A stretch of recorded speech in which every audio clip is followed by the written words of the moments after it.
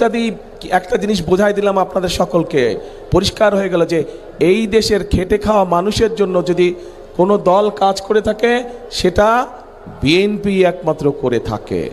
প্রিয় ভাই বোনেরা, আগামী 12 তারিখে নির্বাচনে বিএনপি ইনশাল্লাহ জয়ী হলে পরে আমরা অনেকগুলো পরিকল্পনা নিয়েছি। তার মধ্যে একটি পরিকল্পনা হচ্ছে এই যে যেমন গার্মেন্ট শিল্প আছে, এই গার্মেন্ট শিল্পের মতো নতুন আরও আমরা শিল্প আনব, যেখানে আমাদের আরও বেশি সংখ্যক মা বোনেরা কর্মসংস্থানের ব্যবস্থা হবে, যেখানে আমাদের তরুণ ভাই বোনেরা সেখানে কর্মসংস্থানের ব্যবস্থা করতে হবে। নতুন শিল্প আমরা এই দেশে নিয়ে আসব, যেখান থেকে আবার দেশে আরও বেশি বিদেশে রফতানি হবে।